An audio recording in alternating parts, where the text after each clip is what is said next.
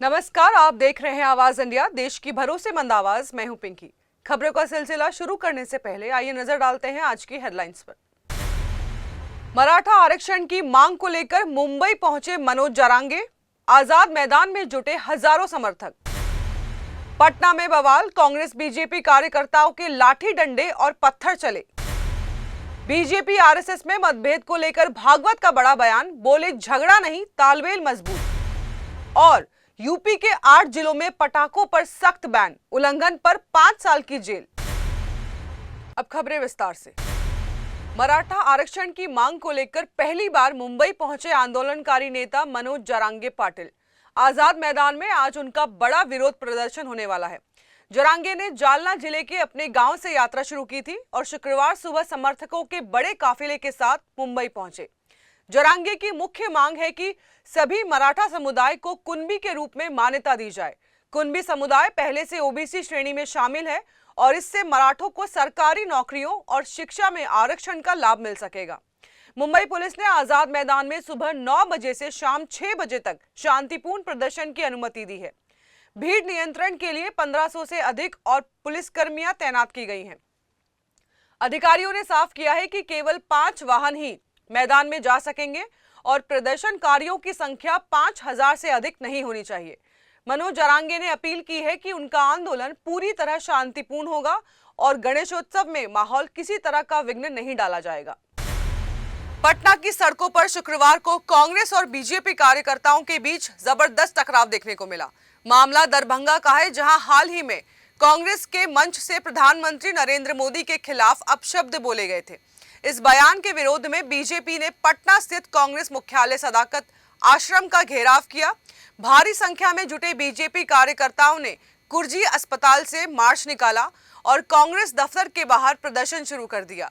लेकिन इसी दौरान कांग्रेस और बीजेपी समर्थकों में जबरदस्त धक्का मुक्की और झड़प हो गई। देखते ही देखते लाठी डंडे चलने लगे और दोनों पक्षों के बीच पथराव भी हुआ। कई वाहनों के शीशे फोड़ दिए गए और अफरा तफरी का माहौल बन गया। बताया जा रहा है कि कुछ बीजेपी कार्यकर्ता कांग्रेस कार्यालय में घुसने की कोशिश कर रहे थे, जिसके बाद कांग्रेस कार्यकर्ता भी उग्र हो गए। भीड़ पर काबू पाने के लिए पुलिस को बीच बचाव करना पड़ा। इस पूरे विवाद ने बिहार की राजनीति को गरमा दिया है और दोनों दल एक दूसरे पर हिंसा भड़काने के आरोप लगा रहे हैं। बीजेपी और आरएसएस के रिश्तों को लेकर लगातार उठ रही अटकलों पर आज संघ प्रमुख मोहन भागवत ने बड़ा बयान दिया है। भागवत ने साफ किया है कि संघ और बीजेपी के बीच किसी तरह का झगड़ा नहीं है। उन्होंने कहा कि कभी कभी मतभेद या संघर्ष जरूर हो सकता है, लेकिन इसे विवाद नहीं कहा जा सकता, क्योंकि दोनों का लक्ष्य एक ही है, देश का कल्याण। मोहन भागवत ने यह भी स्पष्ट किया है कि संघ कोई निर्णय लेने वाला संगठन नहीं है, बल्कि सिर्फ सलाह देने का काम करता है। उन्होंने कहा कि बीजेपी को फैसले लेने की पूरी स्वतंत्रता है और अंतिम निर्णय वही करती है। केंद्र की नरेंद्र मोदी सरकार से रिश्तों पर भी भागवत ने कहा कि सरकार और संघ का तालमेल पहले की तरह मजबूत है। उन्होंने ये भी माना कि व्यवस्था में कुछ विरोधाभास हो सकते हैं, लेकिन ये शासन प्रणाली अंग्रेजी से मिली हुई है, जिसमें सुधार की बेहद जरूरत है। बीजेपी के नए अध्यक्ष को लेकर चल रही चर्चा पर संघ प्रमुख ने कहा कि इसमें संघ की कोई भूमिका नहीं है। पार्टी अपने समय पर फैसला लेगी और संघ केवल सहयोग की भूमिका निभाता है। भागवत ने दोहराया कि संघ हर सरकार के साथ अच्छा तालमेल बनाए रखना चाहता है और उसका मकसद केवल राष्ट्रहित और जन कल्याण है। बिहार के दरभंगा से बड़ी खबर सामने आई है। कांग्रेस के मंच से प्रधानमंत्री नरेंद्र मोदी को गाली देने के मामले में पुलिस ने रिजवी उर्फ राजा नाम के शख्स को गिरफ्तार कर लिया है। दरअसल अतरबेल में हुई रैली के दौरान मंच से पीएम के खिलाफ अभद्र भाषा का इस्तेमाल किया गया था। इस कार्यक्रम का आयोजन यूथ कांग्रेस से जुड़े मोहम्मद नौशाद ने किया था, जिन्होंने बाद में माफी भी मांग ली। बीजेपी ने इस घटना पर सख्त आपत्ति जताते हुए दरभंगा पुलिस थाने में शिकायत दर्ज कराई थी। इस मामले पर बीजेपी अध्यक्ष जेपी नड्डा ने राहुल गांधी और तेजस्वी यादव पर हमला बोला है और उन्हें 2 बिगड़ैल राजकुमार बताया है। वहीं डिप्टी सीएम सम्राट चौधरी ने कहा कि ये घटना राजनीतिक गुंडागर्दी जैसी है और कांग्रेस सत्ता की लालच में इसे बर्दाश्त कर रही है। सोशल मीडिया पर वायरल वीडियो में साफ सुना जा सकता है कि मंच से पीएम मोदी के खिलाफ अपशब्द कहे गए। उत्तर प्रदेश सरकार ने सर्वोच्च न्यायालय के आदेश के पालन में एनसीआर और उसके आसपास के 8 जिलों में पटाखों का निर्माण, भंडारण और बिक्री पूरी तरह प्रतिबंध कर दी है। ये प्रतिबंध मेरठ, गाजियाबाद, नोएडा, बुलंदशहर, हापुड़, बागपत, शामली और मुजफ्फरनगर में प्रभावी होगा। प्रदेश पुलिस ने साफ किया है कि आदेश का उल्लंघन करने वाले व्यक्ति या संस्थान को पर्यावरण अधिनियम 1986 की धारा 15 के तहत 5 साल तक की सजा और 1 लाख रुपए तक का जुर्माना भुगतना पड़ सकता है। इसके अलावा अगर सजा सुनाए जाने के बाद भी कोई इस आदेश का उल्लंघन करता है तो प्रतिदिन 5,000 रुपए तक अतिरिक्त जुर्माना लगाया जाएगा। जनता से अपील की गई है कि अगर कहीं पटाखों का निर्माण, भंडारण, विक्रय या उपयोग हो रहा हो तो इसकी शिकायत यूपी 112 या उत्तर प्रदेश प्रदूषण नियंत्रण बोर्ड की वेबसाइट पर दर्ज कराई जा सकती है। वक्त हो चला है एक छोटे से ब्रेक का।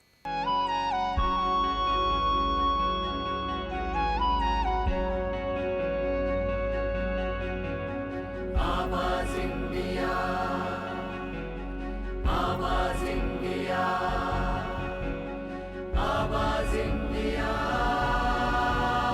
आवाज इंडिया, इंडिया, इंडिया, आवाज इंडिया।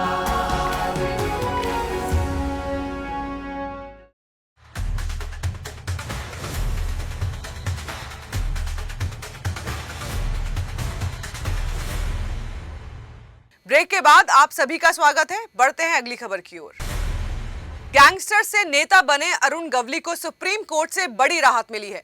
पार्षद हत्या के मामले में उम्र कैद की सजा काट रहे गवली को अब सुप्रीम कोर्ट ने जमानत दे दी है। अरुण गवली 17 साल और 3 महीने से जेल में बंद थे और अब उनकी लंबी कैद और उम्र को देखते हुए अदालत ने ये फैसला सुनाया है। जस्टिस MM सुंदरेश और जस्टिस N कोटेश्वर सिंह की बेंच ने कहा है कि गवली की अपील अभी अदालत में लंबित है और वो 76 साल के हो चुके हैं। ऐसे में जमानत दी जा सकती है। साल 2007 में शिवसेना के पार्षद कमलाकर जामसांडेकर की उनकी घर में गोली मारकर हत्या कर दी गई थी। इसी मामले में गवली को दोषी करार देते हुए 2012 में मुंबई की एक सत्र अदालत ने उन्हें उम्र कैद की सजा सुनाई थी और 17 लाख रुपए का जुर्माना भी लगाया गया था। अरुण गवली का नाम दगड़ी चौल से उभर कर आया था और उन्होंने 2004 में अखिल भारतीय सेना नाम से पार्टी बनाई थी। वो चिंचपोकली से विधायक भी चुने गए थे। राजनीति और अंडरवर्ल्ड दोनों में ही उनका बड़ा रसूख रहा है। उनकी जिंदगी पर 2017 में डैडी फिल्म भी बनी थी जिसमें अर्जुन रामपाल ने उनका किरदार निभाया था। उत्तराखंड के चमोली जिले में बादल फटने से मची तबाही का मंजर दिल दहला देने वाला है। देवाल क्षेत्र के मोपाटा गांव में देर रात अचानक बादल फट गया। तेज बारिश और मलबे के सैलाब ने गांव को अपनी चपेट में ले लिया है। हादसे में कई लोग फंसे हुए हैं, कुछ लापता बताए जा रहे हैं। कहीं विक्रम सिंह और उनकी पत्नी गंभीर रूप से घायल हैं, जबकि तारा सिंह और उनकी पत्नी का अब तक कुछ पता नहीं चला है। आपदा में ग्रामीणों को बड़ा नुकसान झेलना पड़ा है। करीब 35 मवेशियों की मौत हो गई है और सैकड़ों हेक्टेयर जमीन बर्बाद हो चुकी है। मलबा आने से बद्रीनाथ हाईवे चटवा पीपल के पास पूरी तरह ठप हो गया है, जिससे यातायात बाधित हो गया है। प्रशासन ने तुरंत राहत और बचाव अभियान शुरू कर दिया है। जिला मजिस्ट्रेट संदीप तिवारी ने कहा है कि रेस्क्यू टीमें मौके पर डटी हुई हैं और लोगों को सुरक्षित निकालने का प्रयास लगातार जारी है। मुख्यमंत्री पुष्कर सिंह धामी ने इस आपदा पर गहरी संवेदना जताई है। उन्होंने सोशल मीडिया पर लिखा है कि चमोली और रुद्रप्रयाग क्षेत्र में बादल फटने की घटनाओं से दुखद समाचार मिले हैं। मुख्यमंत्री ने अधिकारियों को राहत कार्य युद्ध स्तर पर चलाने के भी निर्देश दिए और बाबा केदार से सभी की सलामती की प्रार्थना भी की। फिलहाल मौसम का कहर थमा नहीं है और बारिश की वजह से राहत कार्य में लगातार मुश्किलें आ रही हैं। प्रशासन ने प्रभावित इलाकों में वैकल्पिक मार्गों की व्यवस्था जरूर की है, लेकिन हालात सामान्य होने में अभी वक्त लग सकता है। प्रधानमंत्री नरेंद्र मोदी 2 दिवसीय जापान यात्रा पर टोक्यो पहुंचे, जहां उनका भव्य स्वागत किया गया। स्थानीय कलाकारों ने सांस्कृतिक प्रस्तुतियों से माहौल को और भी खास बना दिया। प्रधानमंत्री ने भारतीय समुदाय की प्रतिबद्धता की सराहना करते हुए कहा कि वे जापानी समाज में सार्थक योगदान के साथ अपनी सांस्कृतिक जड़ों को संजोए हुए हैं। पीएम मोदी ने साफ किया है कि उनकी ये यात्रा भारत जापान के बीच मौजूदा साझेदारी को और गहरा करने और सहयोग के नए रास्ते तलाशने का एक अहम अवसर है। इस दौरान वे जापानी प्रधानमंत्री शिगेरू इशिबा से अपनी पहली औपचारिक द्विपक्षीय वार्ता करेंगे, जिसमें रक्षा, सुरक्षा, व्यापार, निवेश संबंधों को मजबूत करने पर विशेष ध्यान दिया जाएगा। यात्रा के दौरान प्रधानमंत्री व्यापारिक नेताओं से भी मुलाकात करेंगे, जहां दोनों देशों के बीच निवेश को बढ़ाने और नए अवसरों पर विस्तार से चर्चा होने की संभावना है। प्रधानमंत्री मोदी की बतौर पीएम ये जापान की 8वीं यात्रा है, जो भारत जापान की विशेष रणनीतिक और वैश्विक साझेदारी को नई ऊंचाइयों तक ले जाने का संदेश दे रही है। जर्मन अखबार FAZ की रिपोर्ट ने सनसनीखेज दावा किया है कि अमेरिकी राष्ट्रपति डोनाल्ड ट्रंप ने बीते दिनों प्रधानमंत्री नरेंद्र मोदी से 4 बार फोन पर बात करने की कोशिश की, लेकिन मोदी ने उनके कॉल उठाने से इनकार कर दिया।